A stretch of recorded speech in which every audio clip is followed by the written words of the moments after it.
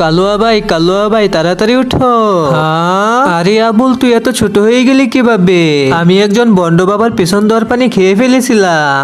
আবে সালা, তুই আমার পেছন দেওয়ার পানি খেয়ে ফেলেছিস? তাড়াতাড়ি চলো ওই বাবার কাছে। বন্ড বাবা, তাড়াতাড়ি আমার বন্ধুকে ঠিক করে দাও। শালা, বেশি কথা বললে তোকেও এরকম বানিয়ে দিব।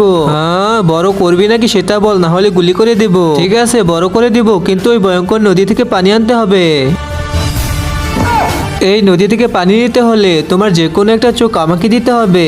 আবে সালা, আমি আমার বন্ধুর জন্য সবকিছু করতে পারি। ঠিক আছে, একটা চোখ নিয়ে নাও। বাবা, এই নাও পানি।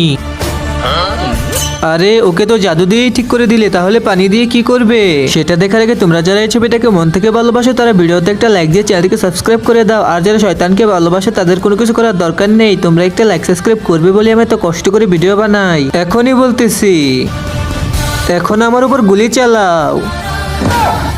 হা হা হা, ওই নদীর পানি যে খেতে পারবে সেই অমর হয়ে যাবে। এখন আমি অমর হয়ে গেছি, তোরা কিছুই করতে পারবি না। বন্ডশালা, তোর জন্য আমি অন্ধ হলাম।